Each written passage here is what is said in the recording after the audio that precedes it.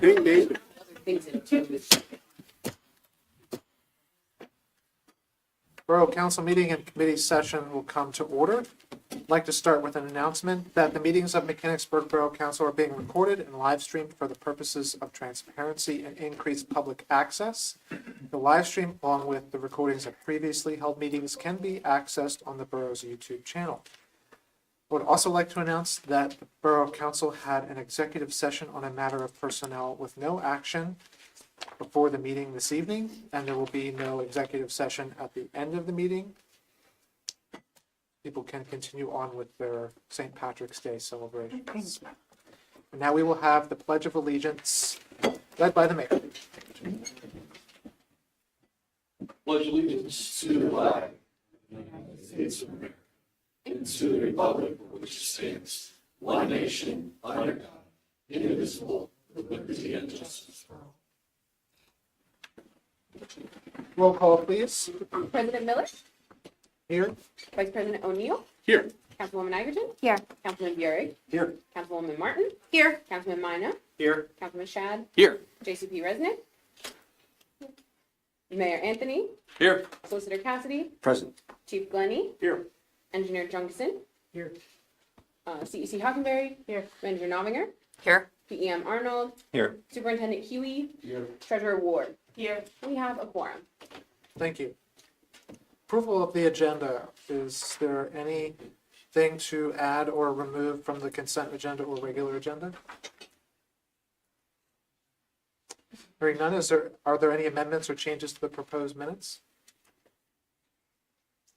Hearing none, is there a motion for approval of the agenda? I'll make that. Good. I'll make that motion.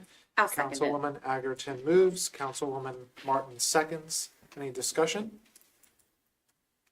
Hearing none, all in favor? Aye. Any opposed? The agenda is approved. Moving on to citizens' comment. Is there anyone here for citizens' comment this evening? Yes, sir. Please come up to the podium, state your name and address.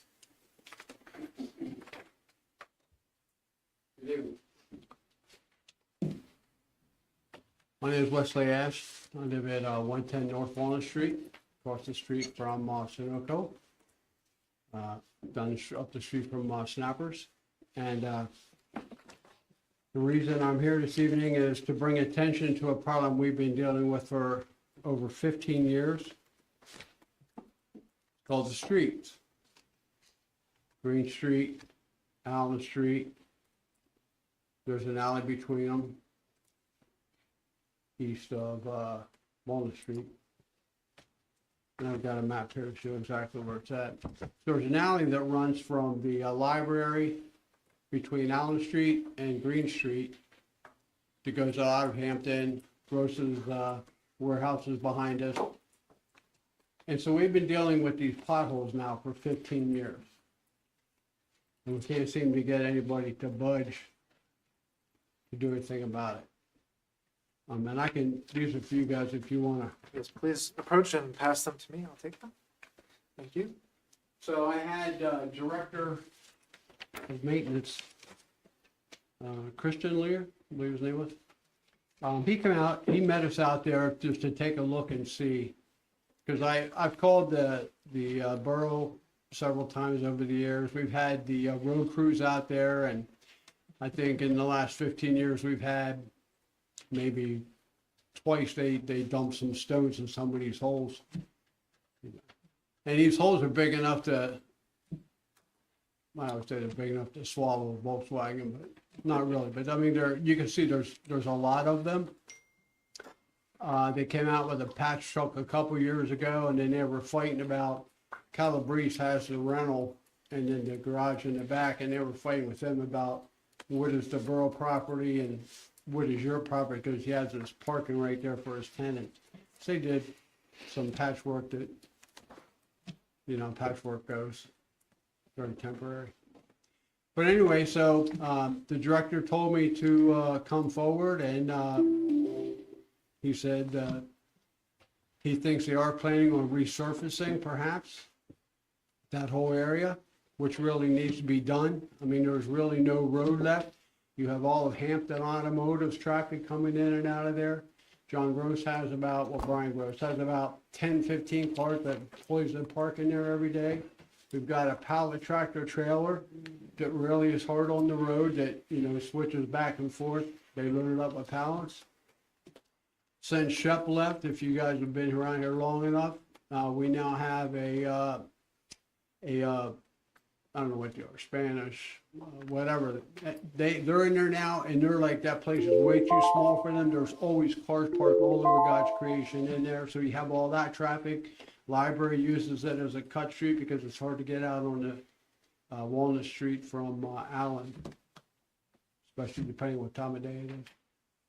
So I just wanted to bring that up, and Thank you. maybe something can be done about that, one of these days. We will provide the information to our engineers, and we're in the process of formulating our paving plan for the next comprehensive time we do paving, which should be next year.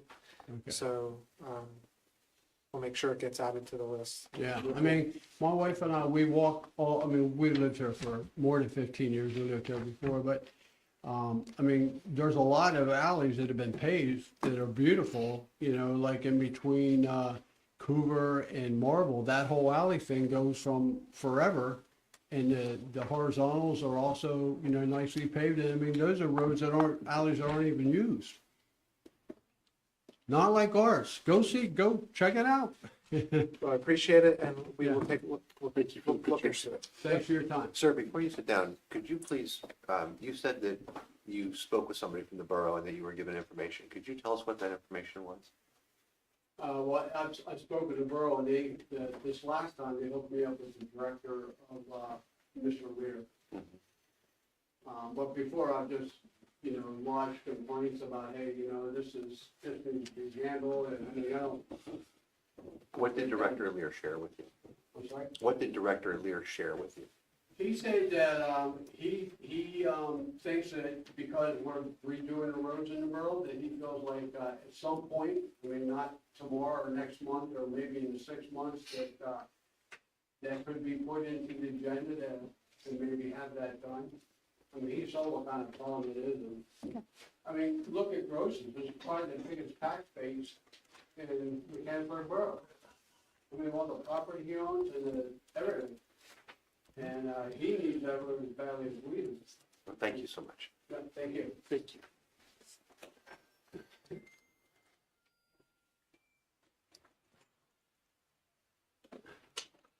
John Anthony, 705 Allison Avenue. I'm here in my capacity. I just joined the board of directors for the library. And so you're going to see a representative from the board come to all the surrounding municipalities or supporting municipalities. And I volunteered to come here first, so nice to see you all. Just going to share real quickly, thank you for your steady support, the Simpson Library. Your generous donation of $8,500 funding model is a critical investment that yields high return for people in the Mechanicsburg Borough. By the numbers, in 2025, there was 124,205 total visits to the library in 2025. Currently, there are 4,487 borough residents are active card holders. That means that 46% of the residents hold library cards. That is the highest percentage of residents for a single municipality across the 5 municipalities in the library service area.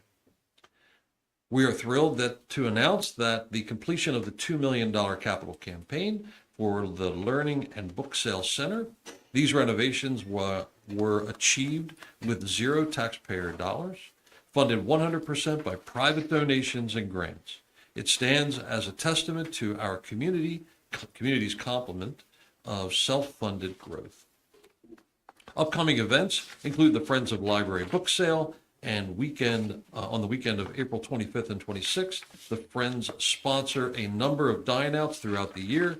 If you are not a member of the Friends, please let me know, and I will be glad to get you information on how to do that. The Friends contributed $191,000 to the capital campaign through their funding efforts. Beautify the Barriers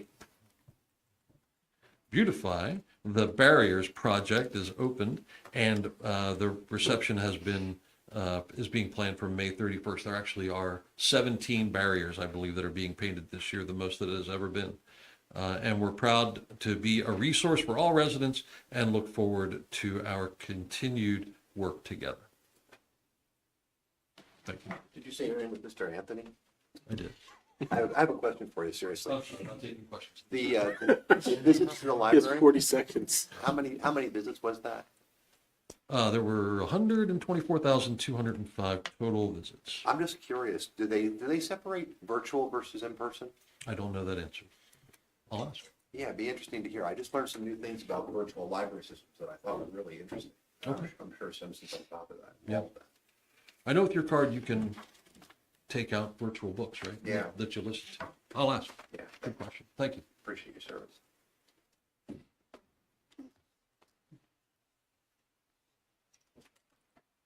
Anyone else for citizens' comment?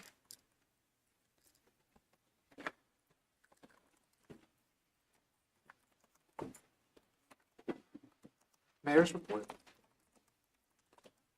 Yes, thank you. So the mayor's report will be in the minutes again, but wanted to highlight just a couple of things. March 2nd, I attended the Emergency Services Leadership Meeting at the Borough office. That was a great meeting of the leadership of your emergency services, fire, EMS. It was a great group. March 3rd and 10th attended Halloween parade meetings. I've had 3 ride-alongs with police officers so far, which has been a truly interesting experience. First time in the front seat of a police cruiser. As opposed to the backseat? Yeah.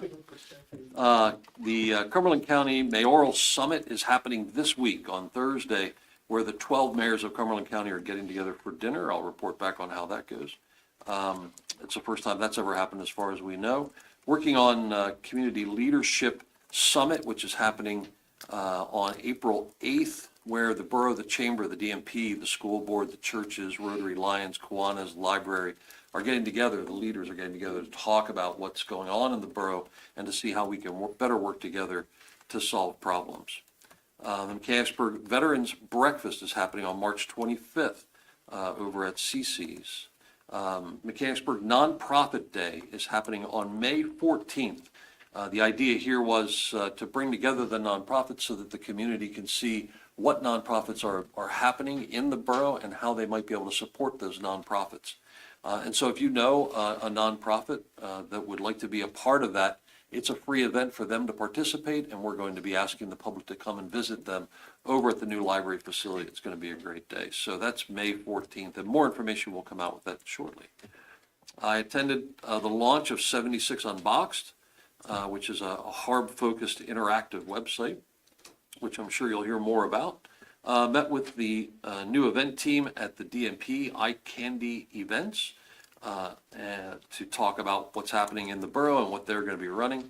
Attended the 180 Ministries annual dinner, which was a fabulous 250-person dinner over at Messiah. That was well, it was just awesome. 180 Ministries is a nonprofit that is right on Market Street in our town here. Work with Chief Glennie and the Lieutenant and Officer Chittister on a community watch program, which we are launching on April 13th. You may remember that Mayor Ritter had helped to spearhead a crime watch. We're renaming it Community Watch, but effectively going to be the same thing. Second Monday of the month, starting in April. It'll be April, May, September, October, November, and December. We'll talk about crimes that have been happening, what we can do to help prevent them, of course, and protect against fraud, and then we'll have speakers come in each month.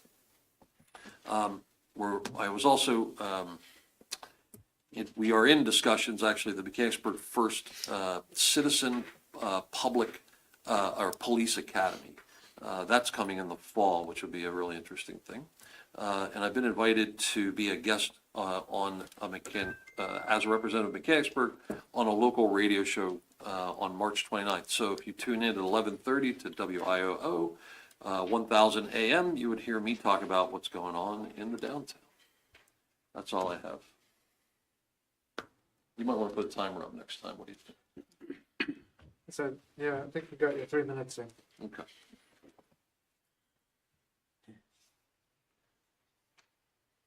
Moving on to the consent agenda. Is there a motion for approval of the items on the consent agenda? I'll make that motion. Councilwoman Agerton makes the motion. Is there a second? I'll second. Councilman Minus seconds. Any discussion? Just excited to see all these activities over the summer. Thank you, Councilwoman Martin. I love tacos. Remember when we used to read all these out? So we have a motion, a second. All in favor? Aye. Any opposed? Motion passes. Consent agenda items are approved. Moving on to the regular agenda. Discussion and action on donation request from Mechanicsburg Music Alliance for 2 adult and 2 child season pool passes at a value of $300. Is there a motion? I'll make the motion. Councilwoman Martin makes the motion. Is there a second? I'll second.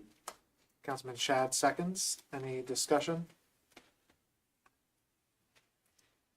Do we have a precedence with this? Have we done this in the past? Not to my knowledge. What was the, Not for the Music Alliance, to my understanding, but we had given it in the past for a fundraiser for the school. Is that correct? Okay, so So- there's some precedent, just not with this Correct, not with this specific particular organization. Okay, thank you. Now, is it included, do we have discretionary stuff in our budget to be able to cover the donations for this? So we do have options, so it would essentially be like a deduction out of pool passes being sold. Do you have criteria that we're using to evaluate requests so that we're treating all applicants equally? Not at this moment, no. So what was the criteria used to make this particular recommendation? This one came before you because historically in the past, you had given them to the school district and they had made the request. And so that is the rationale for putting it on the agenda. I think historically in the past. It didn't even make it to perhaps the didn't agenda. even come to the council for approval.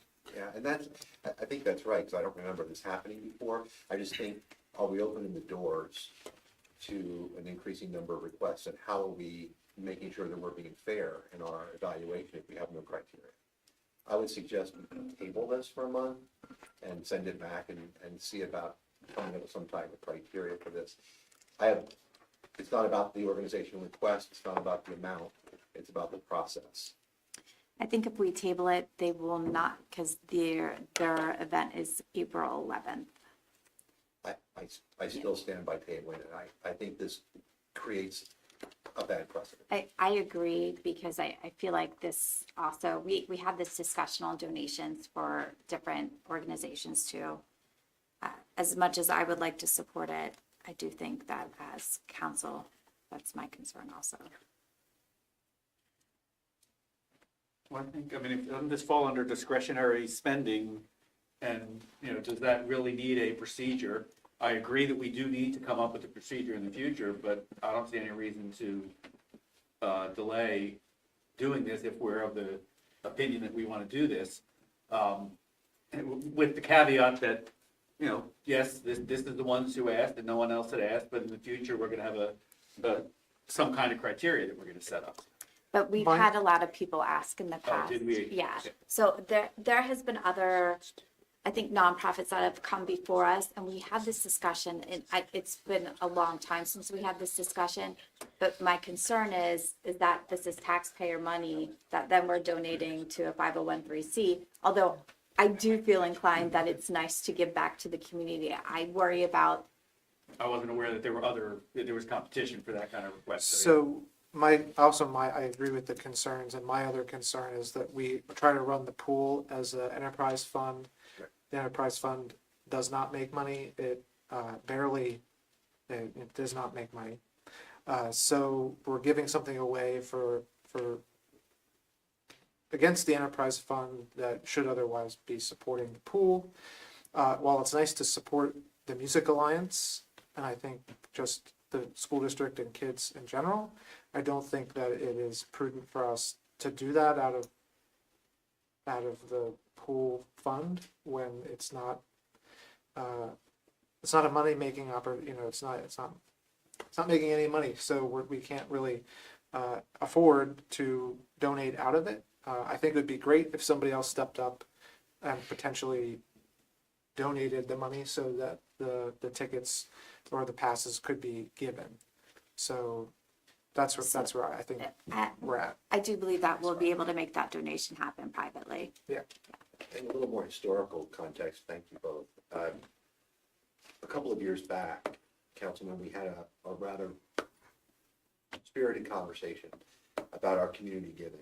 And we talked about the Union Church, and we talked about the library, and we talked about other organizations. And it really got a little bit difficult for us because we want to support good causes, but it is taxpayer dollars, and it's just difficult. I think our council is nodding his head.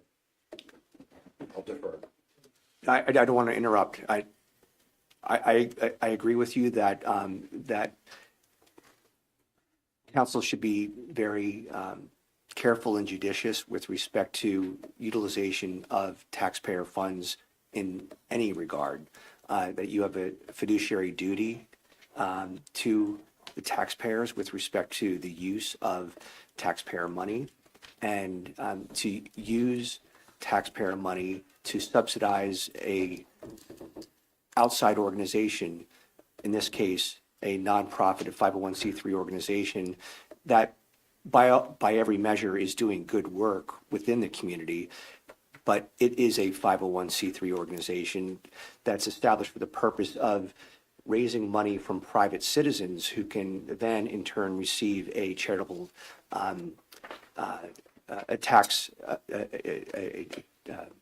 tax break for a charitable contribution.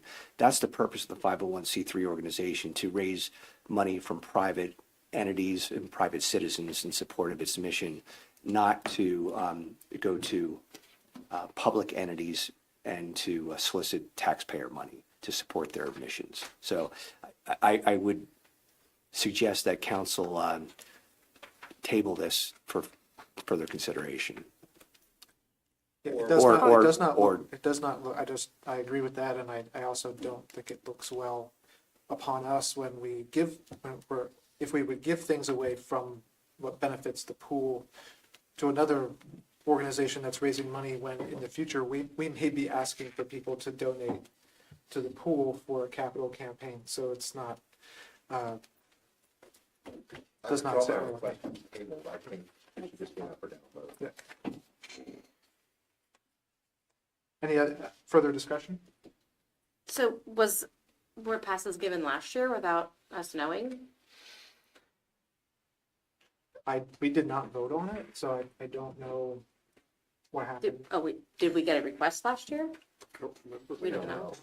Plus, I think when it becomes a public matter, we vote yes on it, then if I'm an organization, I would ask too. So that could set the precedent. That's why I asked the precedent question, so. Plus Upper Allen also contributes another tax base, right? It's not just our money in the pool. Yeah. Which it's a hard one to say no to, but yeah. Yeah, like I said, I think it's a great organization to support. I just don't think we can do it in this way.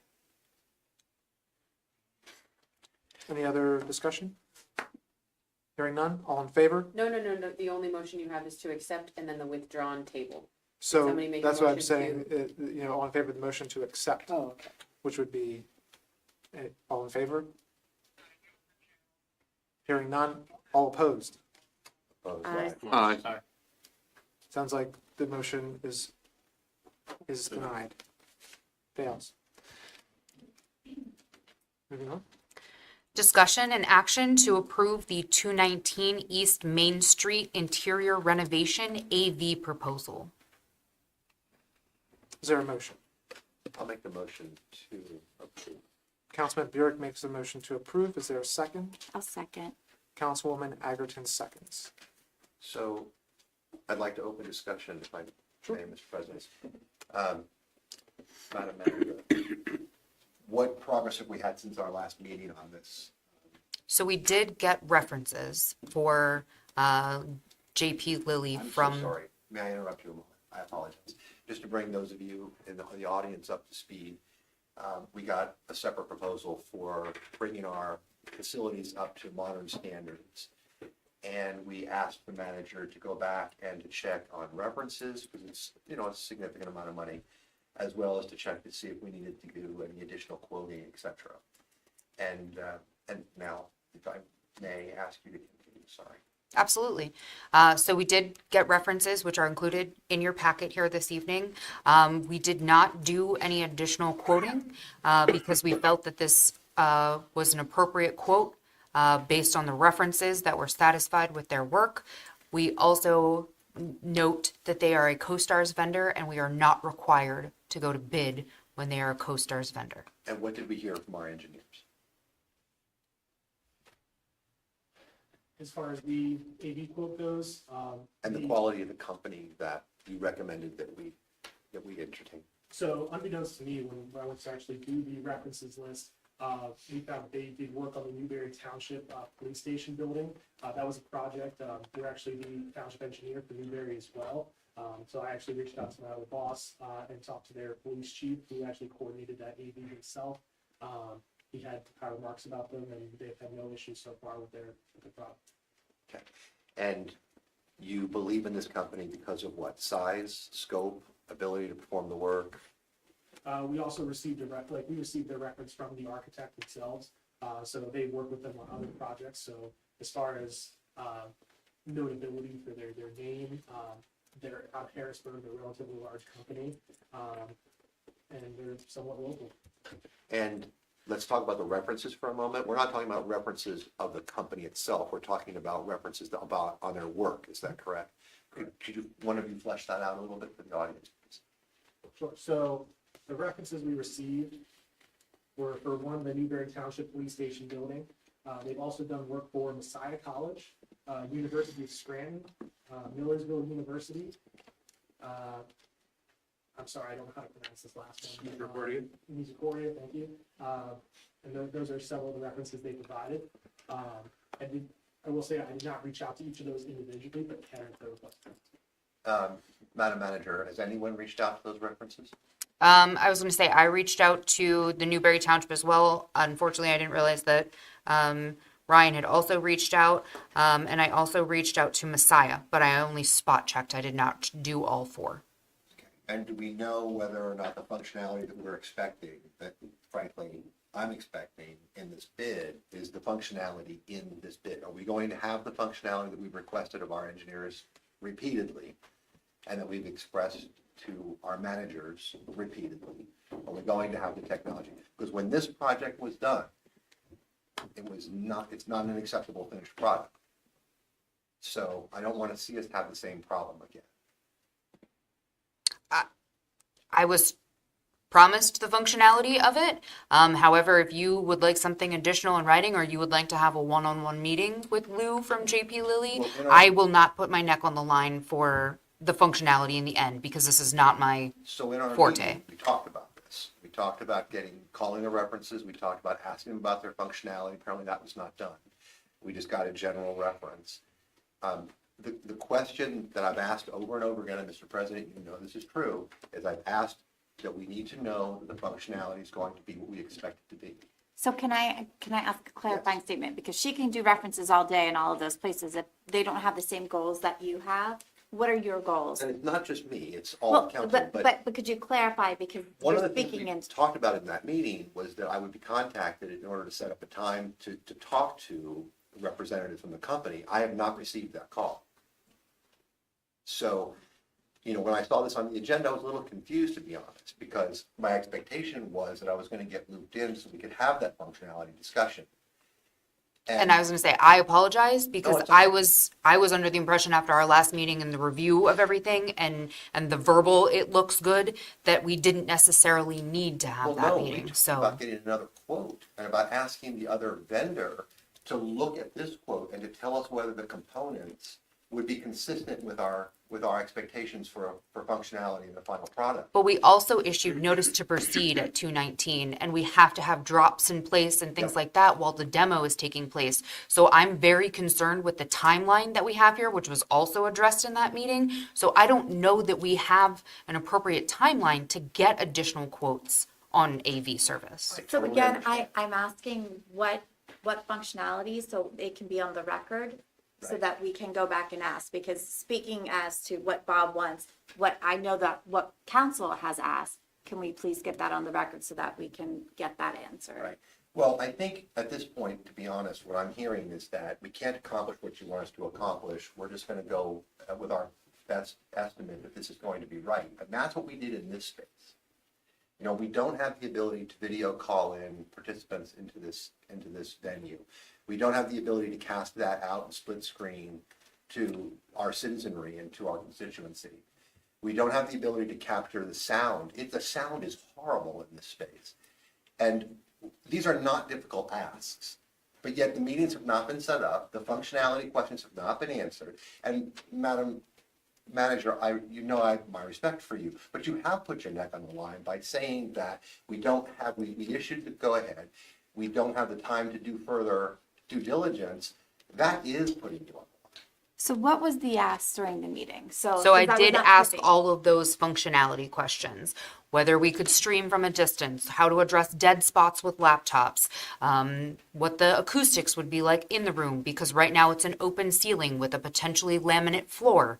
I was assured that those items would be and could be addressed, but I'm not an expert in that area. I can't read a list of things on a quote and tell you definitively that we won't have an echo, or that every time we have a remote meeting that it will function flawlessly and that it'll stream perfectly on YouTube. I can't make that But statement. that was our request. It was our request. That's what I'm asking, because here's the thing, is for me, and I know we had a bad experience here, but we also were told some of the limitations to this space, and we knew that we were getting ready. If we ask for it and that's our contract, are we able at the end of it to No, do I it? don't think we are.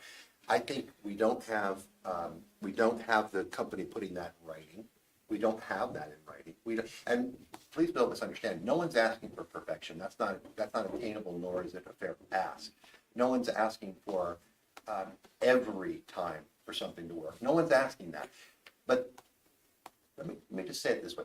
The statement that how do we handle when we have a laptop with a dead space? We shouldn't have a dead space in that building, period. You know, our Wi-Fi ought to be absolutely rock solid in that space. That shouldn't be an Right, but we excuse for do not have doing dead it. spots here. I know. And So I'm just saying, like, that was one of our requests, And was I to opposed- ensure. I opposed the company that did the work in the space. I opposed the work as it was the scope of work that was presented. And we still wound up going with them. We still wound up spending taxpayer dollars. And we still wound up sitting here with the mayor who can't dial in, and he's tried numerous times, with the president who's tried to do it, with me who's tried to do it. And it is incredibly frustrating. So let So me, can let- I try to figure out a way forward here? Forward. have you read the scope of work in the So- executive summary? Because like, that's where I'm a little confused, because the things you're asking about are included in this, I but don't you know, don't. I don't know what our options are tonight. If we approve this or don't approve this, I would like to hear a proposal for how we move forward. Well, that's what I'm going to try to. Because technologically, this shouldn't be difficult in today's day and age. But then my question is if we have this proposal, are the things that you want included? Not- I don't know what this component is and that component is and that component is. My focus has always been final functionality. It's up to the experts to figure that out. I wish we'd had more buy-in from our engineers, to be honest. Okay, please don't, because it'll get me started, and you don't want me to get started right now, okay? Because you basically sat there and admitted you didn't follow through on this for us, and I don't want to go there. But we do need a way forward. We do need a way forward. And I Can I- certainly hope that this level of competency has not been exhibited in other areas in our proposal for the new bill. But I'm still confused. So if we have a scope of work, you don't think that this, what do you Once need? bitten, twice shy. We're sitting in a room and we can't do any of this stuff. So, but how do you prove like, that's where, like, that's my question. Let's ask Pat. You know, I put two systems, not completely dissimilar to this, but somewhat similar to this, in a private business here in Yeah. town. I've done it Fabulous. twice now, and it is complex. But you need to go with a company that is able to articulate clearly what the functionality will be when the project is over. Corporations are doing this all the time. We even asked during that last meeting, and the manager will remember this, that I said, reach out to the townships and ask them where we can see this technology that they put in use. And we haven't gotten a list of that either. So are we going to take this on faith? Or are we going to do something? What's your proposal? I'd love to hear it. Well, thank you. Thank you. We have a motion, we have a second. Mr. Solicitor, is there a way that we could move this forward with this evening with some type of approval by myself, Mr. Burek, and the manager as a committee on the AV work that could be contingent upon that approval? That we could get this done and find some way to make Councilman Burek comfortable with the result or with the company that has given us this proposal?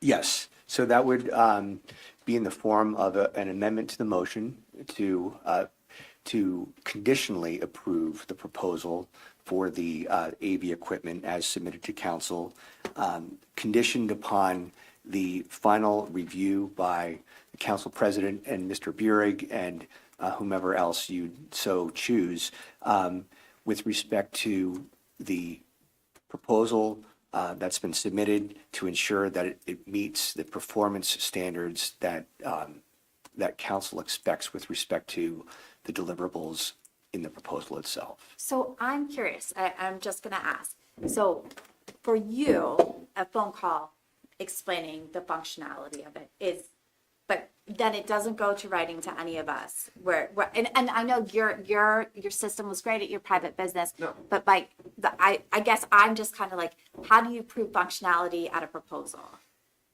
I'm going to leave that to calmer minds. But let me say two things. Number one, both systems that I put in had failings, which is another reason why this is concerning to me, because it seems that these technology companies promise a lot and they under-deliver consistently. That's my experience. That may not be accurate in the world.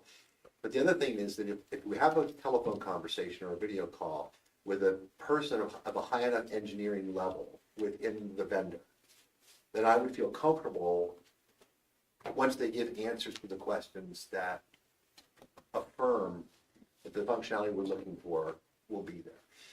Going back and fixing these things after they're installed is just almost impossible. And you can't change companies. That's another problem, because individual vendors have contracts with individual manufacturers of product, and they don't support one another. And so when another company comes in, they often say, well, we don't support this equipment. It's not very good equipment. Of course, who knows?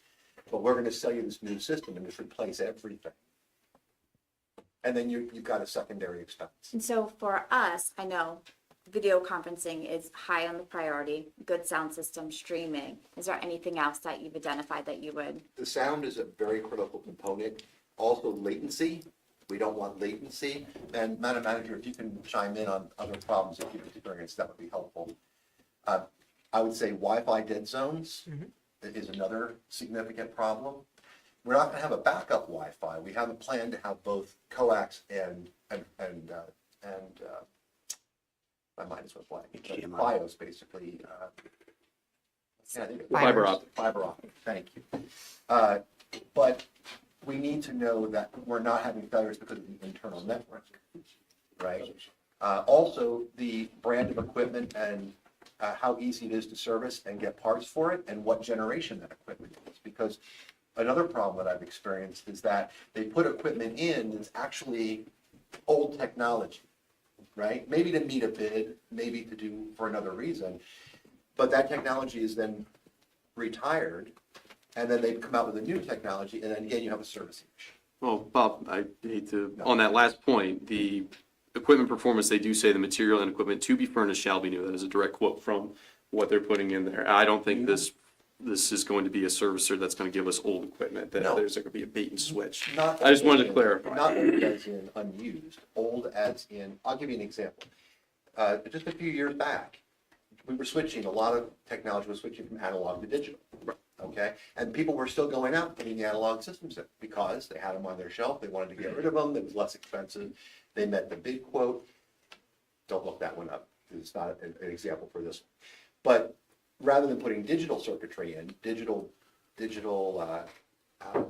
infrastructure, which then you could have swapped out the camera or swapped out the microphone, but now you're stuck with an analog system. So making sure that the technology that they're installing or proposing to install is the latest and greatest version of what we're using is important. And we're not asking for anything outlandish. We're not asking for a NASA level system. And in the equipment performance, it says when a newer model has a superseded or a manufacturer product, the later model shall be furnished provided the newer model retains or supersedes all characteristics of the items specified herein.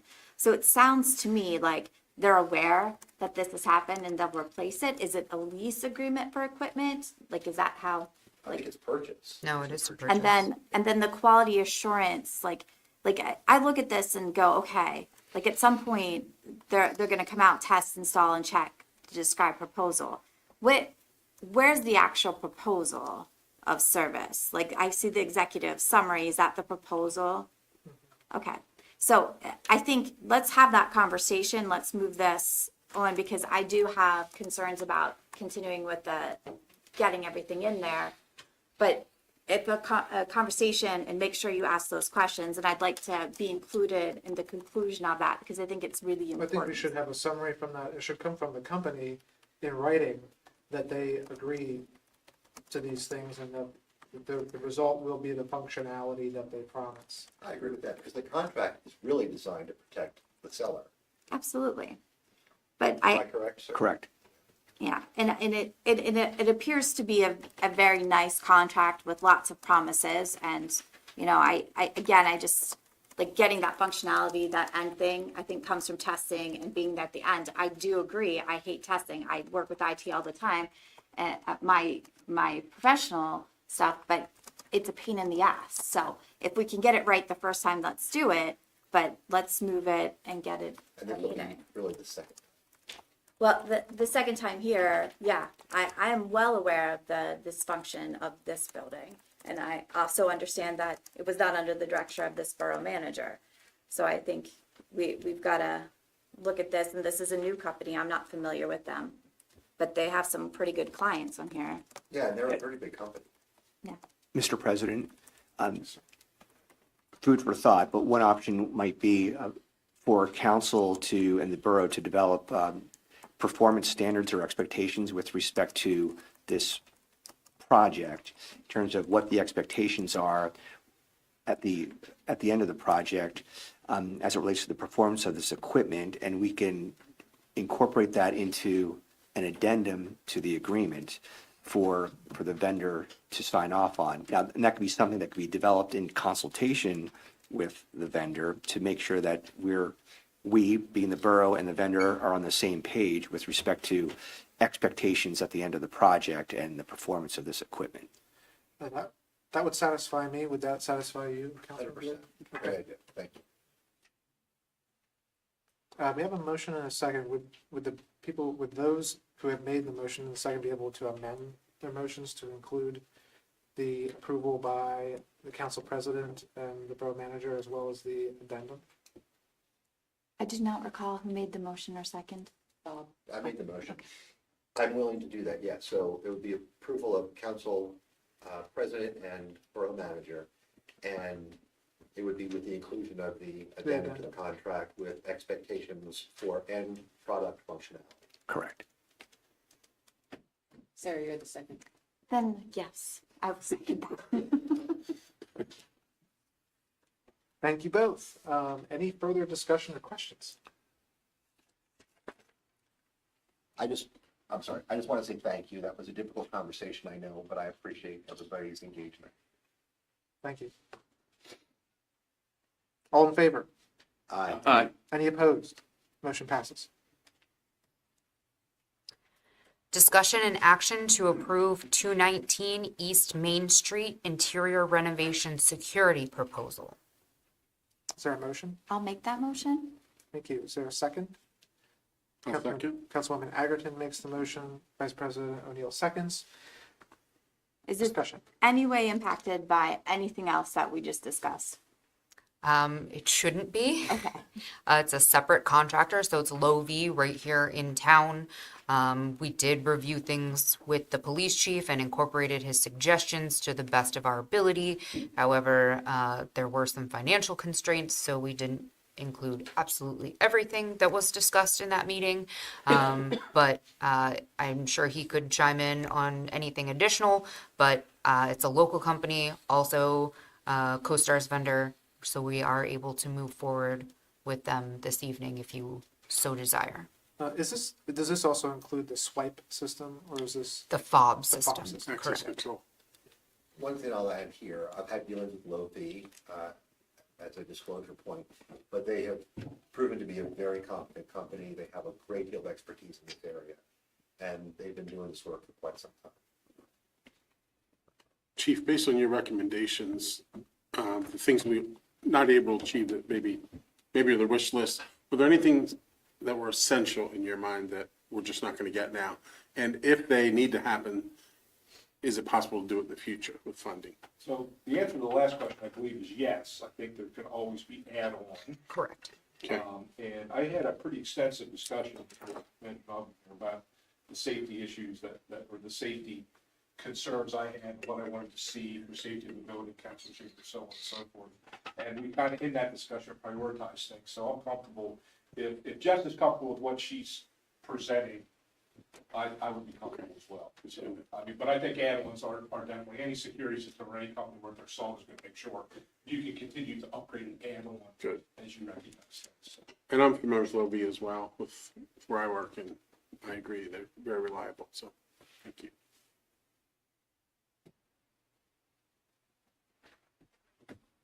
Any other questions? Thank you. All in favor? Aye. Any opposed? Motion passes. Discussion and action to approve 219 East Main Street interior renovation second floor revised plan. So the items in the revised plan are very basic items, so they are minimum level work that is needed to refresh the space and meet code requirements. However, I will throw this out there that I don't know that it has to happen immediately. And I would say that some of our highway guys should be capable of handling some of these items, like replacing tiles in the ceiling, refreshing paint, updating some hardware on doors, and things like that. So honestly, at this point, it would be my recommendation to council to table this until we can further hash out what could be done in-house versus what would need to be part of the contract, and I will bring it back to you in our April 2nd meeting. What kind of numbers are we talking about with and without our guys doing the work? So as it is proposed, it's approximately $60,000 in change orders. But I don't have a full breakout of what each item costs, so I can't speak to exactly what it would look like for our guys to do the painting, some simple items in there. Because this has HVAC, which I would not recommend, electrical, which I would also not recommend, but door hardware, flooring, and wall enhancements, I think we could probably handle through the highway department.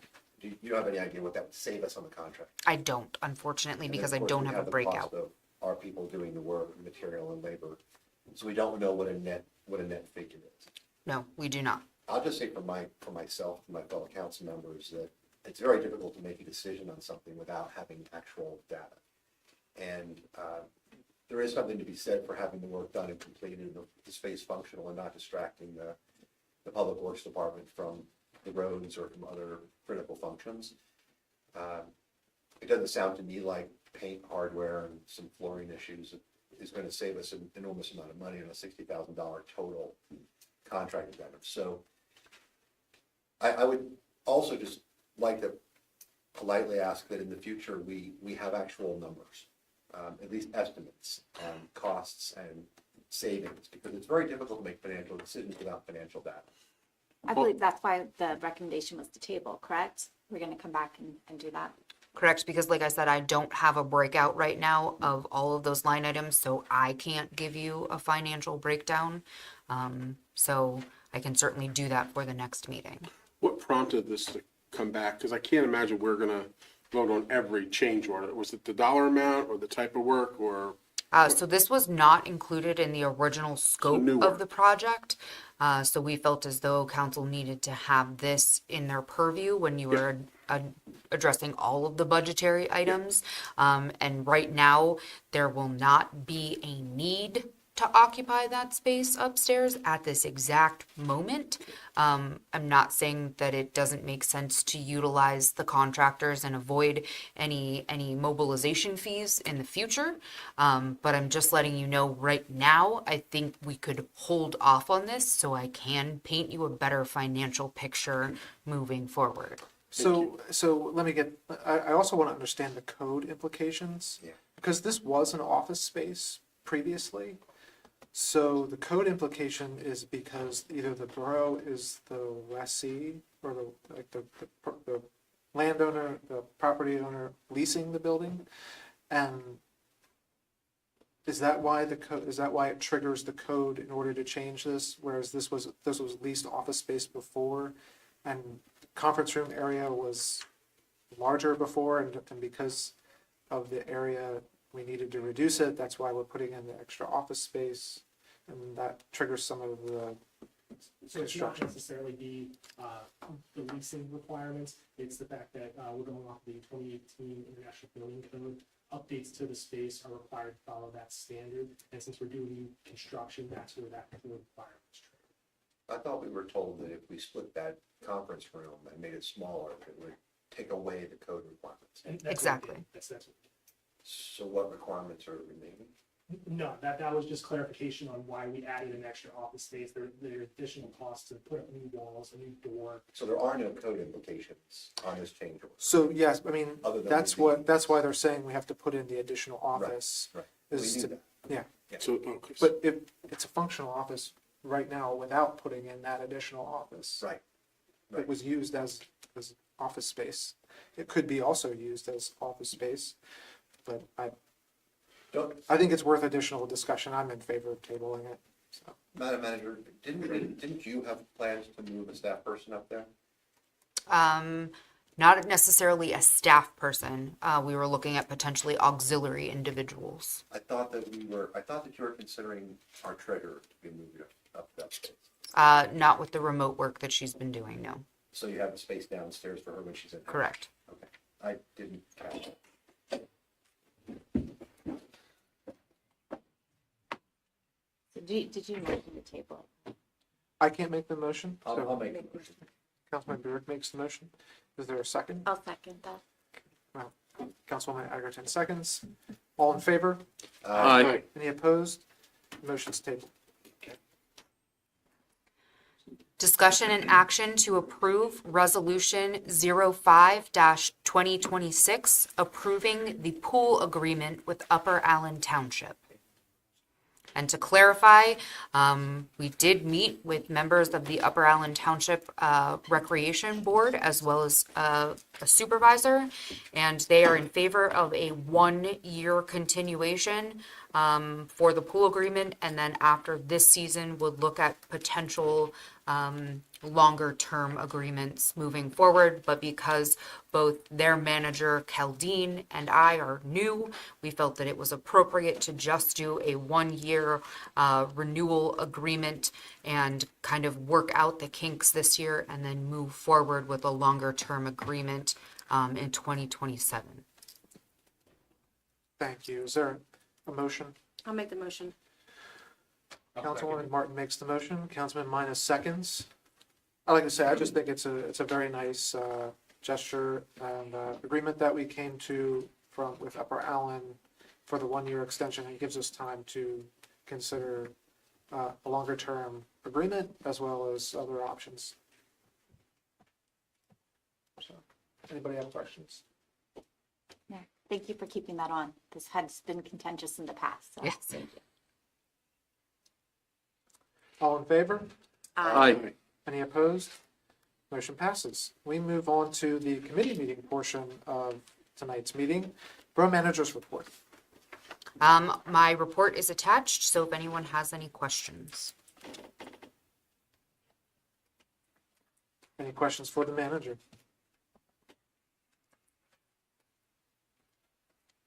Hearing none, we'll move on to Finance Administration and Ordinance.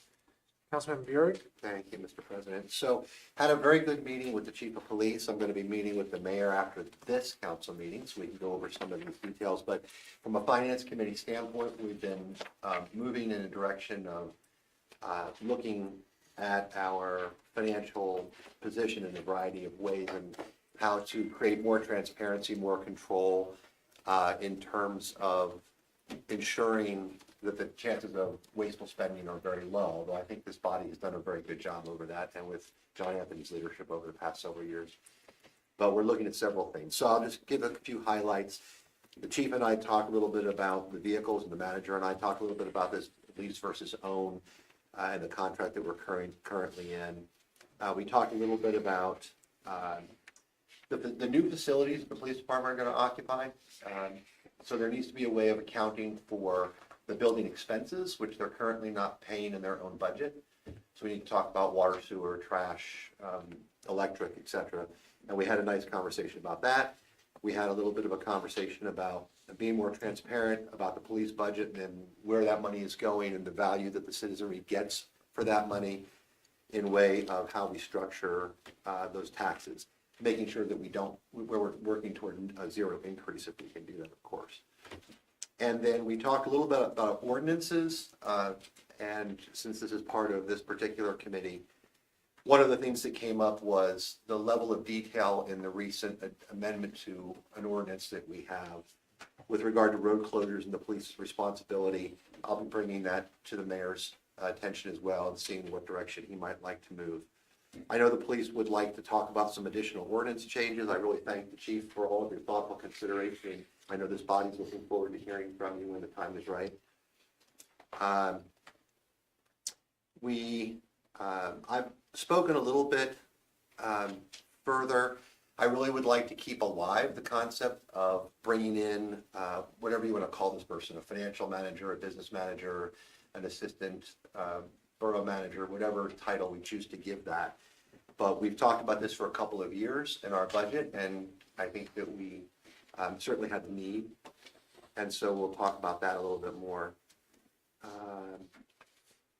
And that's pretty much it for finance and ordinance. So even though we're far away from our deadlines as far as going over our new budget for next year, we're starting to lay the groundwork now, as we need to get things in place and have a good, productive budgeting year. So, any questions or concerns from council? And I thank you. That's the end of the report. Thank you. Public Works and Safety, Vice President O'Neill. Thank you. Superintendent Huey, do you have anything to highlight tonight?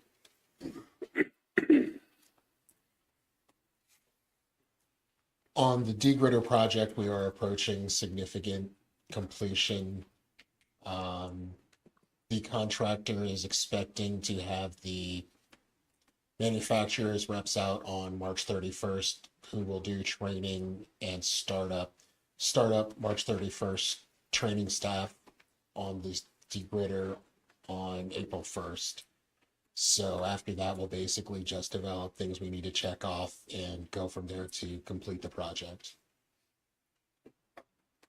Good work.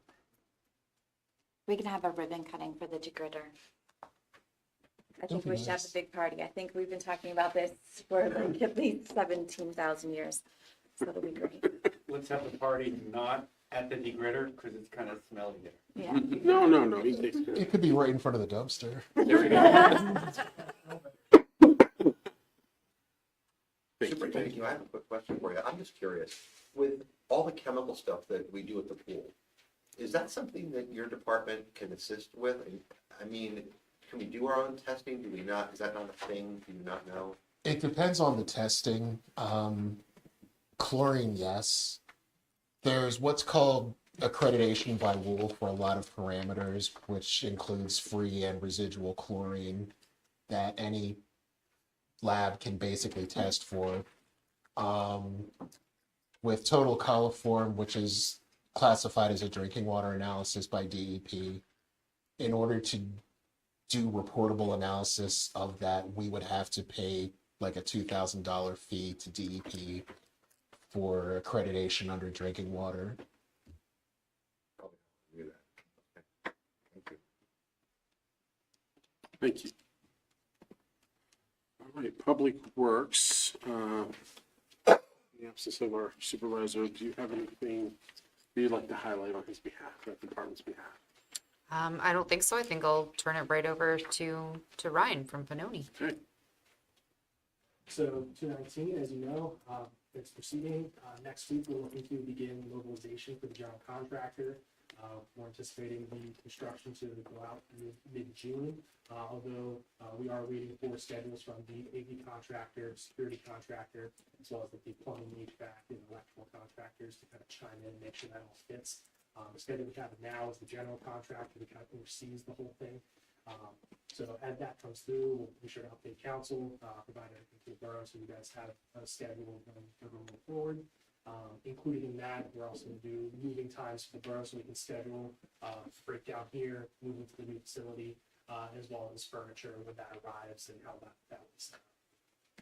So the borough does not currently have a schedule from the engineers, is that correct? We have a schedule from the general contractor that we just received since we issued those received 2 weeks ago. I'm sorry, let me repeat. We don't have a schedule at the borough level currently, is that correct? Okay. Is that unusual in a job with this scope? I would say yes, but with the caveat that you typically don't have to deal with the contractor not providing documents for several months. So we had a schedule several months ago, and that had been kind of blown to bits. Sure. I would expect the schedule to change. When can we expect a schedule from our engineers? 2 weeks from today. It'll be in our hands. Yep. Okay. And then you'll keep us updated as that schedule changes, I'm sure. Yes, of course. We plan to have bi-weekly construction meetings, so we'll meet every other week. We'll go over any issues, any changes to that schedule, and we can update that schedule. Is there any reason why that 2-week deadline would not be met? It would really depend on the contractors. If there's pushback, and I say that the contractors, I mean security or AV. The goal, since we got approval on the proposals tonight, is to meet with them, confirm everything is in scope, and from there, get their schedule for when they can arrive and provide their schedule. Okay. So if they can't provide their scope, can you produce the schedule without it? A relatively accurate schedule. So can we have that within 2 weeks without them cooperating with you? Yes. Okay. So there's no reason now that you can think of that you could not have a schedule to us within 2 weeks? Madam Manager, is that a good development with your office? Yes, I guess my only concern would be is if they're starting work already and we don't have a schedule finalized, would the schedule be available prior to the work starting? The goal is for work to start Monday, and that's going to be the demo and like initial mobilization. So we have your high priority items. They're going to come through and clear out the space, and there will be time that it sits while the other contractors work to get their equipment and things on site as well. So that 2-week schedule should basically get you at the start when the other contractor will begin in earnest. I will say, for the record, that I'm disappointed that we do not have a schedule. And my experience that I don't have the experience you do, I certainly defer to your experience. My experience is that a schedule would certainly be in place at this juncture in the project. And I couldn't believe when I heard we didn't have a schedule. I could not believe it. It's like starting a road trip without a map. or GPS, I guess, these days. So I would just encourage you, as politely as I can, please get us a schedule. And it would make you look really good if it was in less than 2 weeks, and it would make you look really good if it's accurate. And I hope that both of those things come true. Thank you so much. I'd like to ask the further question associated with that. I understand there are some loose ends that we don't know. It's a schedule. Why can't we have it this week, I guess, is my answer. Why can't we have it by the end of this week? We can put it together. You can identify even on there in orange or red, these are unknowns. But is there any reason we can't expect it sooner? I literally just received this schedule from the general contractor yesterday, so I hadn't quite planned this week to do that yet. But as soon as I get the other schedules from the rest of the contractors, that's something I can throw together. And even sooner, I can provide something that at least shows what we estimate this. Thank you. Thank you, Engineer John Guzzi. I really want to emphasize that we want to keep the pressure on the contractors to get you the material in a timely fashion, because we're already behind what we thought was our schedule.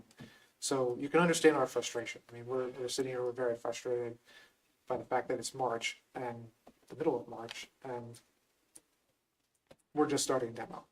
So I understand that you're probably also frustrated with it too, based off of the electrical contractor problems.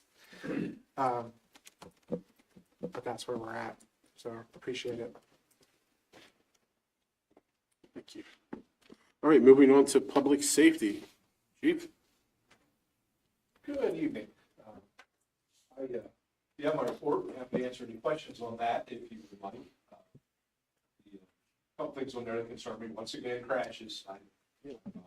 At a loss, we have started, and I believe I put in there, tracking causation to try to get a handle on that. We are, as spring approaches, we're getting into the season of parking complaints and things like that with vehicles parked different places. So we've had a number of conversations on how we can best address that. And some of our issues with that are we're going to put out some signage and discussions with the mayor and the manager about that for some enforcement. Lieutenant Curtis was here. He was going to give you an accreditation update, but he was called out to a critical incident to negotiate. So I'm sorry about that. So I'll pinch hit for him. I am, as you're all well aware, one of my biggest things is accreditation. I talked about from the second I walked through that door until today, and we will be hopefully achieving that goal by the end of June. We have our mock assessment, which is basically a trial run scheduled for April 12th. I believe I put in there. We are, as of yesterday, just under 90% complete with everything. And there's some things that we just can't do well ahead of time. Like today, I just sent an email, do a surprise inspection of the evidence room today. So that'll get added in, it can prove tomorrow, so that'll push us over 90. There's things like that that have to go through, and we'll get those through. I am very pleased with Lieutenant Curtis as our accreditation manager. He's kept his nose to the grindstone. He's doing an exceptional job. I'm pleased with the officers. I'm pleased with the help of staff, Jess and Sarah. Erica, for example, we have a place where we have to, our impound is full of some other things that have just accumulated there over the years. And, I didn't have to ask twice. I said, hey, we need that cleaned out at least by April 12th. And they were both right on it. Sarah sent out a ton of emails, tracking things down, and I really appreciate that help. So thank you. Again, very pleased with the way accreditation is progressing. The phone call I just took was from Lieutenant Braxton Diddy of the Newberry Township Police Department. I texted him while we were sitting here to ask him his thoughts on JP Willie and their infrastructure in their room. He says they're a very professional organization. They put in first-rate stuff. He said they've had a few hiccups with them, as you do anybody, but they send people out, they fix it. He said, sometimes they send somebody who's not as up on that particular technology in their room, but they always get it fixed. He has no issues. He is generally happy with them and thinks they're a state company. So I know it surprises you that I know a guy, but I figured I'd reach out and see if I can get that answer before we left today, and I did. So that's maybe one reference you can check off. There's Newberry Township. We had several meetings for community relation things. I'm very happy with the way that's progressing. I'm really happy we're gonna start off the what do we call that, community watch now, Mr. Mayor? Sure. And should have a very exciting speaker the first night. It's gonna be me, so. Come on out. I'm really excited that we're getting this Citizen Police Academy spun up. I have high hopes for that. And you know, I'm really happy the way things are progressing. With that, I'll answer any questions. Oh, I also had a very, what I felt was productive meeting with Vice President O'Neill and a gentleman named Kurt Gett from EMS about chaplains within law enforcement and first responders. And Ron and Kurt have graciously agreed to pretty much pick the ball up and run with that. And that, you know, and when I say chaplain, I'm not saying it's from a totally religious or faith standpoint. It's more of a support type thing. And I think it was a very productive meeting. Both Ron and Mr. Gett are incredibly knowledgeable in that field. And there's actually formal training for these things that, fortunately, Mr. O'Neill and Kurt Gett have already been through. So we're trying to get that working. So a lot of meetings and a lot of things, just getting things in motion. And we met with the mayor and I met with Jeff Palm today about Jubilee Day. We had a couple of meetings about the Halloween parade. Those folks have been, you know, very accommodating. Again, Sarah and Erica, spot on in getting that stuff done and instrumental in getting some of the changes made. And I appreciate Laura at the last meeting. And I think that was a very productive meeting. Maybe a little longer than we all wanted it to go, but I think that we came out with the result we wanted to see. So with that, any questions, I'll try to answer them. I have a question, comment and a question. So looking at the report, I note that February there were about 200 traffic stops, but less than half of them were issued citations, and you issued a lot of warnings. That tells me that you guys are kind of educating the public as well as exercising your discretion when it needs to be. Can you explain a little bit about the warnings versus citations and how you feel about seeing the public and that kind of stuff? Sure, and it is an education thing. You know, some of those things are, I'll digress back to electric scooters. I may see, you know, a kid that's riding an electric scooter. When I say kid, I'm talking about something, you know, 15, 16, riding an electric scooter. Well, a lot of them don't know, or, so, you know, it's an education piece because, you know, my job as the police is not to rate there. My job is to ensure safety and make things the safest they possibly can be. And you know, it's you know, my father's always told me, catch more flies with honey you do vinegar. So it's kind of that thing, and it is an educational piece. So I can tell you, in the more years than I care to admit that I've done this job, I've probably written one citation to every 6 or 7 traffic stops I've made. So. And the officers tend to know there's you know, there's some, you know, really extreme excuses. You know, I'm going to the hospital. What the fuck are you doing? Writing that one down. What are the other ones? But you know, it's they always, you know, they teach officers and have ever since I started that you need to know what you're going to do before you go up to the car. And you know, I would sometimes say that's good practice. I would other times say, you know, best laid plans. So it's more a feeling. It is discretion. It's you know, we're stopping people that are maybe going 11 miles an hour in the speed limit, and you know, depending on where you're at, that could be you're going 11 miles an hour in the speed limit in a school zone. Yeah, it's a problem. That's a problem. If you're going 11 miles an hour over the speed limit out on 15, even though that's not ours, I just use it as an example. Maybe not so much. So you know, it's that kind of thing. When I think it's important for people to see our police force kind of be realistic about how they're managing these things. If it's a safety issue, you know, definitely Absolutely. we want to see something issued on that. But being able to take that time and effort, I appreciate that. Thank you. So thank you. I appreciate the question. Thank you. And I would supplement that with the 3 ride-alongs that I've done, learning what their thought process is while they're making that assessment. whether or not they're gonna issue a ticket or a warning, or a written warning, there are different levels. It's very interesting and sound logic that comes from the experience of doing it. And Chief, I just want to affirm the education piece. You educated LTAC last time that the electric scooters are in fact a traffic violation, so, right? And then you gave us the chart from the Commonwealth, PennDOT, what an electric scooter was, that snapshot was very good, which is on the, Anybody who wants to see it, if you just go online and Google PennDOT micro mobility fact sheet, it's gonna pop up as a PDF. and didn't you say it was gonna be on our Crime Watch page? I think it is on the Crime Watch page. That's what I thought, so, I have a couple left in my briefcase, if somebody wants one. yes, it's very educational, so. But, So thank you. Again, I view my job as not to be a ticket writer, but as to promote and make sure that we're as safe as we can possibly be. And I think that, it takes all kinds of action to make that happen.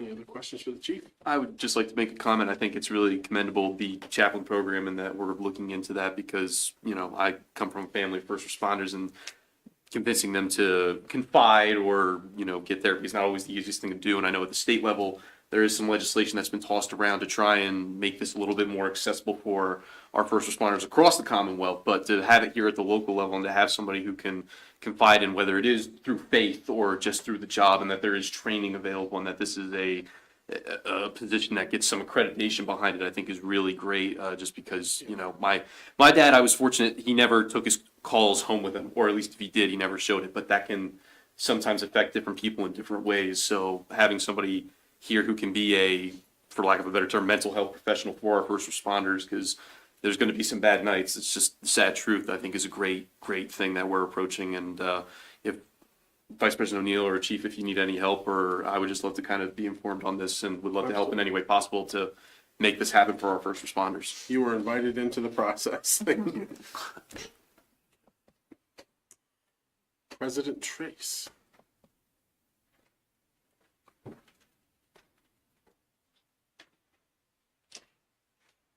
Before I get started, at the fire department, and as far as with your discussions as far as for any type of counseling in time of need, like that. Chaplaincy? Chaplaincy, don't forget us. I'm also trained as a fire chaplain too, so we can absolutely We've expand that had concept. situations over the years where many of the responders don't want to take part in it. No. When it is important that they do, I serve in Upper Island for that reason. Yeah. So, thank you, Chief. Yeah. You have my report. Mayor Anthony, I was going to call you Mayor Ritter at first. Mayor Anthony. At our last meeting, Chief Bixer was very pleased with your emergency service leader summit. And as he says in the report, he looks forward to, having more and everything, so. Thank you for that. I was hoping EMC Taylor was here tonight, because I have a question as far as the new radio system and all like that, but just personally for me, but I'll catch You want his phone number? No, I got his contact. I wanted to see him in person about it. See if he could answer my question, because I asked somebody else and they couldn't answer it, so. He seems pretty up on it. Yeah. The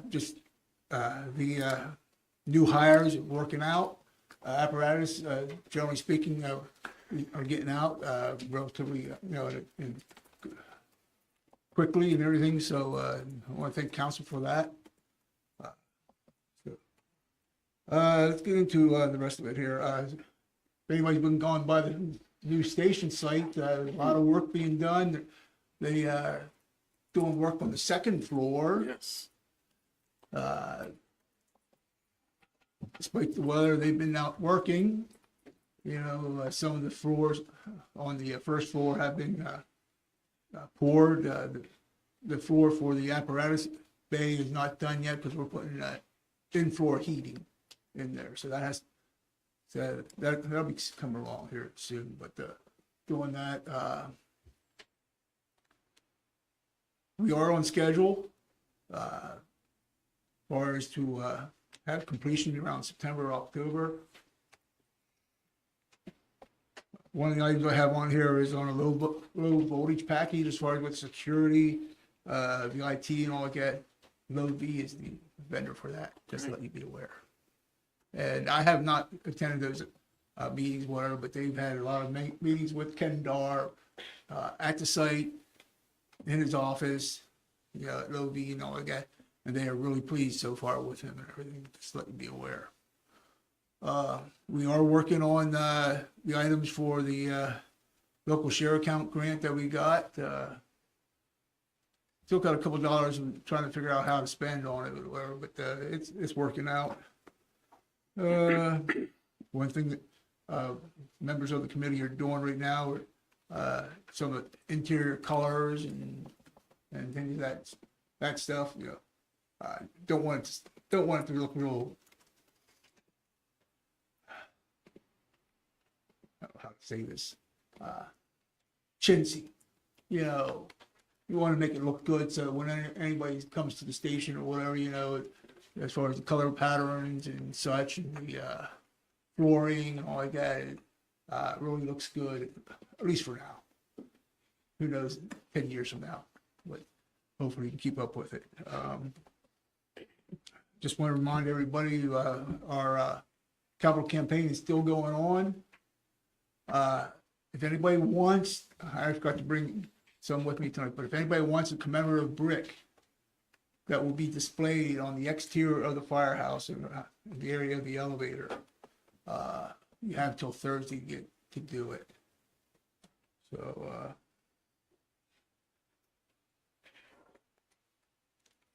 as I've already talked to Sarah about this, we are helping out with the Easter egg hunt. Do you have an Easter bunny?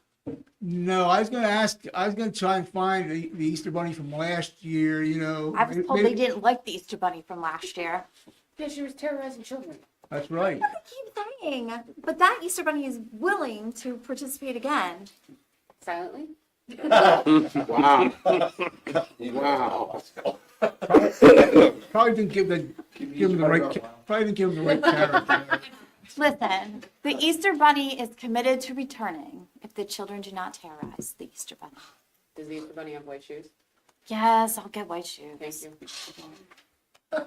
No Birkenstocks. Problem solved.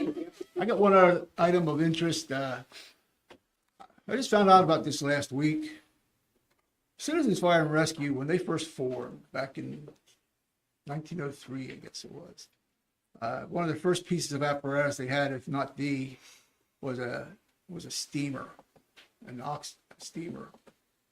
Or it's actually, I need to do more research on it though, but it's actually on display in the New Jersey Fire Museum. So I need to do, but I think that's amazing because we figure that piece now is Old. over 120 years old. It's older than Ron. I was helping people that how to do math. Just old. I'm sorry, President. Oh. That was mean. The Easter bunny says I'm sorry. She is no longer the Easter bunny. Give you, I've been fired already. I'll give the Easter bunny some rotten eggs. How's that? So, I just find it amazing. We are looking into as far as when we actually have a dedication ceremony and all like that, as far as little things to do and everything. So that's being worked on right now because that day is coming sooner than later.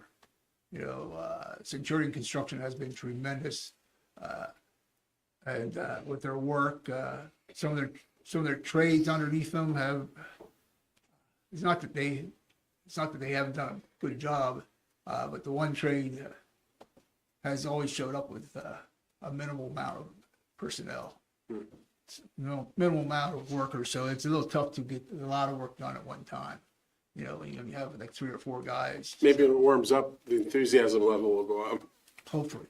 So, and I know right now, Ward Excavating is anxious to get back on the site, start to finish up their work and all like that, making some of the final connections as far as to like the sewer and stormwater and such. It's just a matter of time and everything. So, and hopefully now spring is almost here. Friday, although we do have a couple cold days coming yet. So, any questions? Thank you, President Trace. Thank you. Bless you. Bless you.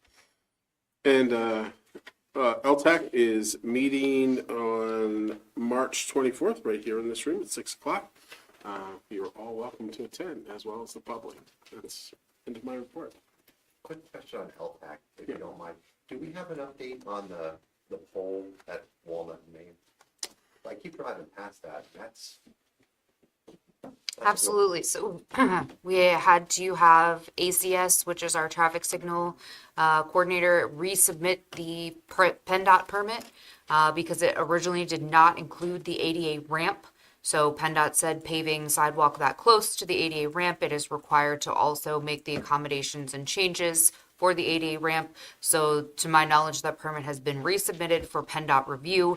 And once it is approved, then the sidewalk will be poured in addition to the ADA ramp, and that will be closed out as a project and be totally completed here in the spring. And that gives all of the ADA clearance. It does. Yeah. Who's They pouring it?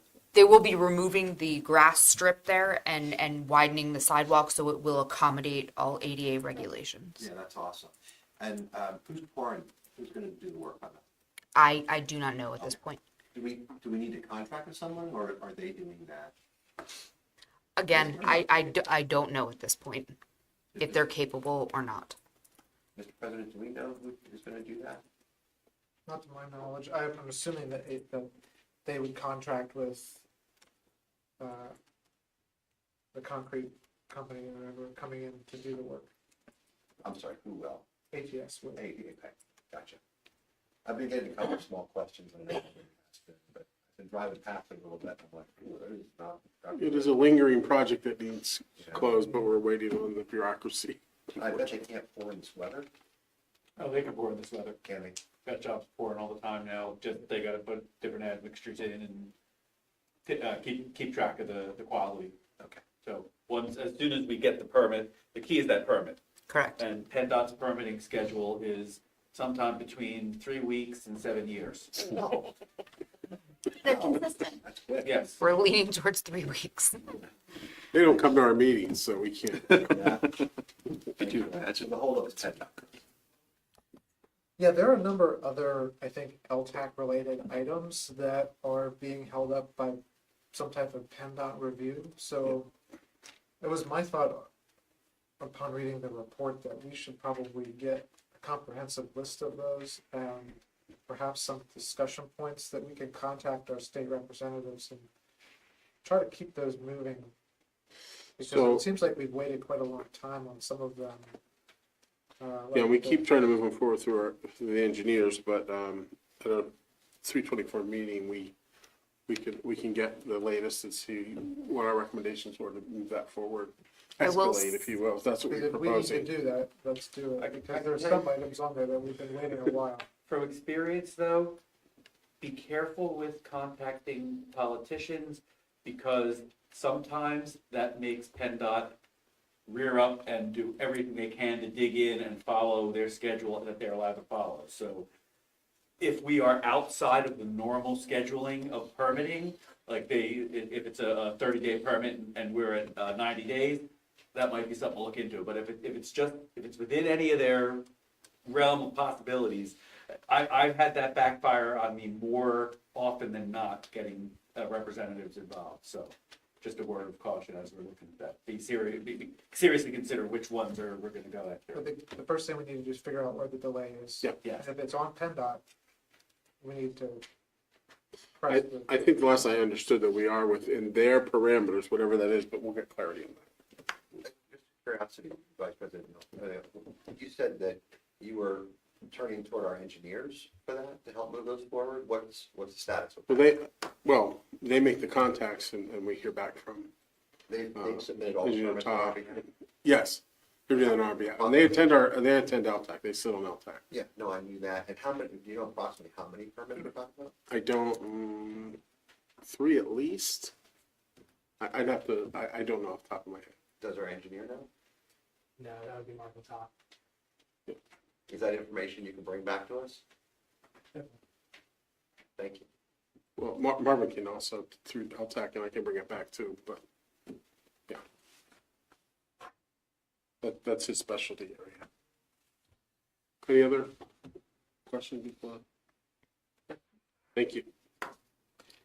Municipal and Community Outreach, Councilman Chad. Alrighty, folks. First ever school board report. You're witnessing history here. Let's make it fun. So the Broad Street School Library touted STEM program for grades 3 through 5. So these programs align with the district's mission statement. These kids right now, as part of their digital citizenship, coding, robotics, and design thinking programs that they do with their library, already encourage STEM learning. STEM is something that was coming around when I was in middle school, and it's an absolutely fantastic program. You know, we talk a lot these days about kids getting into the trades, and this is just one of the many ways that the district is kind of helping those kids who are a lot more involved in getting things done with their hands and figuring things out. And to my surprise, it's not all digital. It's not all iPad learning and just some kind of app. It's actually a lot of physical stuff that they get away from the screens, which was a big surprise to me, was just how much the technology has advanced. Operation Wildcat gave its annual report. Just some highlights that I wanted to bring, some good that's being done in the community. Their back to school program had 60 pre-filled backpacks for students in need. Project Bikes, which partnered with our Earth Day Festival, helped provide 30 bikes along with helmets and bike locks to students in need who need a little bit extra transportation. Project Books had hundreds of donations of books of various reading levels. Their Cleat Bank helped 176 families, help participate in athletics through used cleats given throughout the community. Also, hundreds of pairs of socks and other essential clothing were donated, along with thousands of dollars that were provided to various scholarships to high school students to help continue and further their education. The big highlight was the general fund revenue budget for 2026 and 2027. Expenses will be in the next meeting, so by a month plus a week, I will have the expense report for you. But right now we get to talk about the positives. Last year's revenue budget was $106.9 million. The new revenue budget will be $112.6 million. In local increases, we're talking about $2.2 million. Most of that comes from real estate taxes, 88% of which are residential. So all of our residential taxes are flowing through the district. So now they have a projected revenue in local funds of $80.2 million. The state increase is $3.4 million for a projected revenue of $31.4 million. And the federal increase is $45,314 for a projected revenue of $905,067. I'm told that is on par when it comes to federal money. I was a bit curious as to why that was so low, but the description from the district was that the federal government has so many things that need to be in line when it comes to those grants from the federal government that, you know, we can't just kind of shuffle it in there, but that number, while low, seemingly from our federal government, is on par, as are the other numbers. So the breakdown is 1% from federal, 71% revenue from local, and 28% from the state. That's actually been an increase in recent years due to the fair funding lawsuit that was brought against the state a couple of years ago. So we are actually benefiting from that lawsuit in a way to make sure that we are being equitably funded compared to other school districts in the Commonwealth. Something that I thought of interest in terms of local funding, the Mechanicsburg Area School District is 5th out of 24 capital area intermediate unit schools and 138th out of 500 in the state. That's based on 2023-24 reporting. But I just thought that was interesting that our local funds are very much going back into our school district and that we are one of the better ones in our immediate region for that. Enrollment continues to climb, nearly approaching 4,800 students. They are looking to adopt their final budget on June 9th. Some other odds and ends: no middle school camp this summer due to construction. School district, like us, is looking to have better oversight of their construction, so all eyes will be on all contractors. Now that the weather's warming up, we will be keeping up some close eyes. The Wildcat Foundation had its Wildcat Foundation Night. It was one of the largest net gains in the last 10 years, raising more than $64,000. Wildcat Foundation helps, for those of you who don't know, and I've read this numerous times, so I should know it, is a foundation that helps teachers basically give more exciting programs back to their students. I've heard from many different teachers over the years about some of the exciting things that they do. Sometimes it's something as simple as board games to help students kind of calm down or get ready for learning. Other times it's funding school trips that, maybe special ed students might otherwise not get. All sorts of various things. So great that they had some great success with their Wildcat Foundation night. They're keeping an eye on cell phone ban and cursive writing legislation in the state. Still not really clear what's going on there with the state in that regard, but they're keeping an eye on it and ready to respond should that get any action. The middle school adopted a track program, so another avenue for younger athletes to get involved in organized sports. And of course, they approved our pool management agreement. Very excited for that as well. And that concludes my school board report. Any questions, comments, concerns? I think that concludes my report.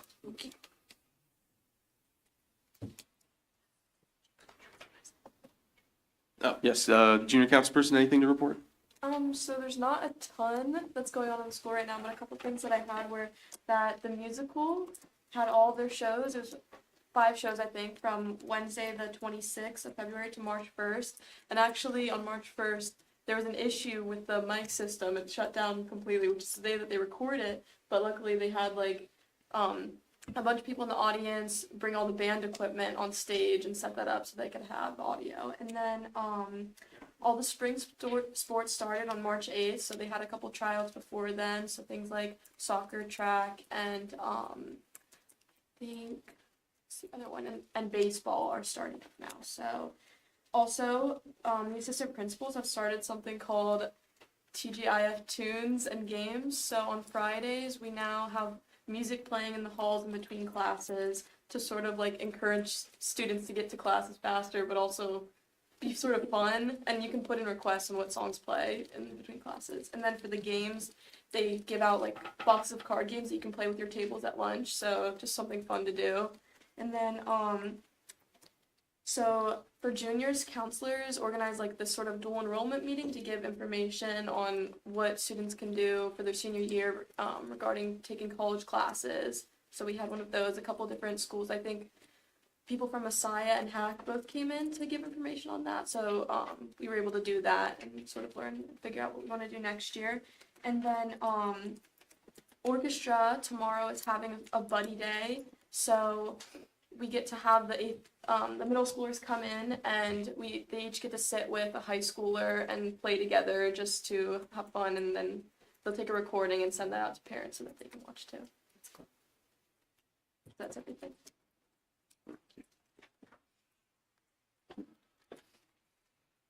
Thanks. We'll move on to community economic development. Yes, I'll start out with the Planning Commission liaison report. Planning Commission held a meeting, and I attended. We talked about the comprehensive plan updates that we're doing. Next Monday, the Planning Commission is having a workshop meeting with the steering committee for the comprehensive plan to give some input for it. For those people who don't know, the comprehensive plan is kind of our guidelines for the growth development, the way our borough is going to look for the next 20 years or so. 20 years ago was the last time it was done? Yes. Yeah, so we'll be updating that document, and that'll kind of give us a framework for things we want to change as we move into the future. That's all from the Planning Commission. I'll go to Councilperson Burek for the Loan Review Board. Thank you, nothing to report. Okay, quick and easy. Harbor Liaison Report, Councilperson Egerton. We did not meet this month, so nothing to report. Okay, and Downtown Mechanicsburg Partnership Liaison Report. All right, so we have some great events coming up, so I just want to let everyone know. I think there was 126 glasses painted for our wine walk, so they were backed by popular demand. I did not get to paint any of them, but I'm sure they're all beautiful. That's May 2nd. Tickets will be soon available, if not already available. Community Day is August 1st, and Mugs and Music is going to be October 3rd. But if you have not noticed, downtown at 1 West Main, it is starting to look beautiful. The brick work out there looks gorgeous. I saw the top of the bus stop. Is it put on yet? No. Yeah, but everything is looking really great, and I think we're excited for our ribbon cutting. What is the official date of the ribbon cutting for the 1 West Main? That's a good question. We've danced with 3 or 4 different dates. We've landed on May 9th. Okay. And there'll be more information coming out about that soon. Just waiting for the partnership board to put its stamp. Perfect. So I hope you put that, save the date on your calendar, because that'll be a fantastic thing. And for those that don't know, Dr. Drake has been integral in securing lots and lots of funding for that and making sure that that space is going to be usable and beautiful for lots and lots of years to come. So thank you much. And I'm excited to see all those trees looking ready to blossom, because spring is how many days away? Who said that? Is it you? Friday. So they'll be all blossoming on Friday. That's the end of my report. Okay, and that's the end of my report. Thank you. Property Parks and Recreation, Councilwoman Martin. Yeah, so the events committee met last week and filled hundreds, if not thousands, of Easter eggs with lots of candy. And we will be having the Easter egg hunt is, remind me the date again, March 28th. 11. What? At 11. At 11, yes. March 28th at 11. And the rain date is the following week, the 4th. And we will be having Kona ice. So I hope it's warm in the morning. We'll be serving hot cocoa. I found out. Oh, really? Spelled And K- ice? I don't know about and ice, but Oh. it's spelled Kokoa. Cocoa. I'll do I had to mention that's very cool, but Well, you have to come to the Easter egg hunt at least to find out what's coming out of the What Kona about ice the truck. Easter Bunny? Shouldn't they come for the Easter Bunny? Well, it depends on who the Easter Bunny is and whether or not she has white shoes. So yeah, we've got lots of, you could see by the list of events that were on the consent agenda today,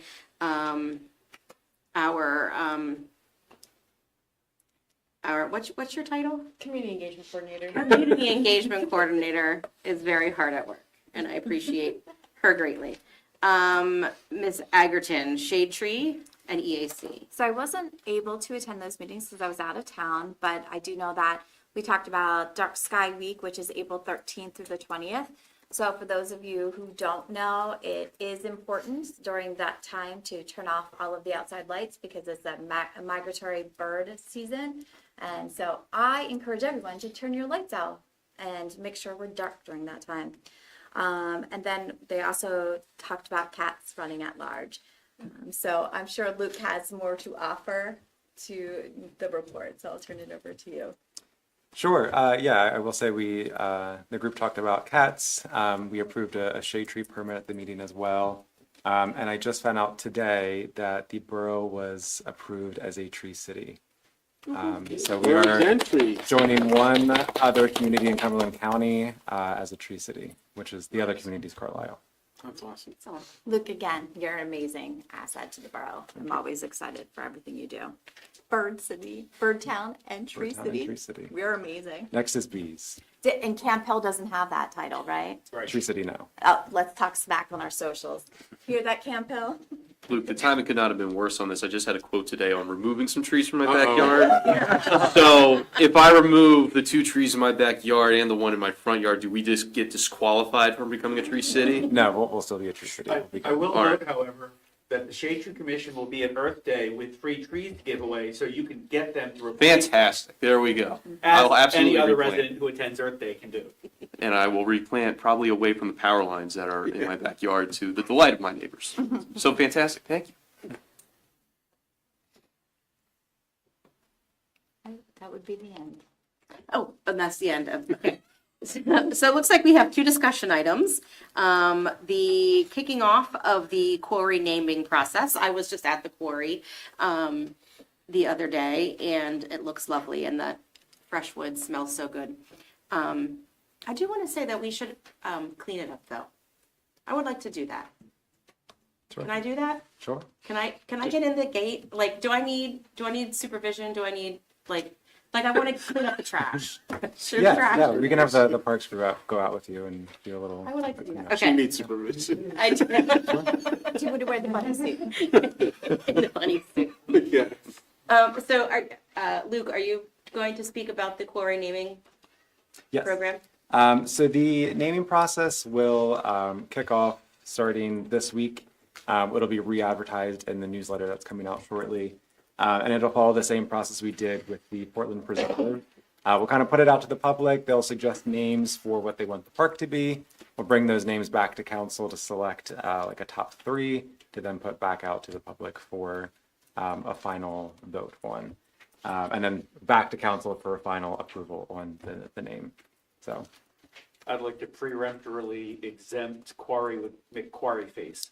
Quarry So McQuarrie. anyone who does that, I'm gonna just veto it. sure. I have no power to veto, but Sounds good. it sounds. And our second discussion item is an update on the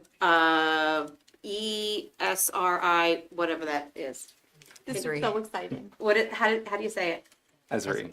ESRI. ESRI ARC GIS conference. Yes, so back, as you know, Pannoni and the borough worked together to develop the tree inventory dashboard. That was part of our Trees for All project through the Urban Forestry Grant. And that really detailed all of the locations, values of all the trees in the borough. Well, Pannoni had submitted that dashboard as a proposal for the ESRI ArcGIS conference, and that was approved.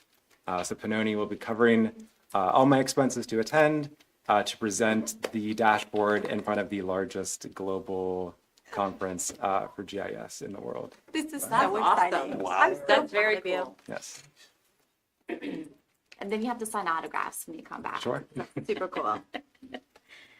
All right, thank you very much. I think that concludes property, parks, and recreation. Thank you.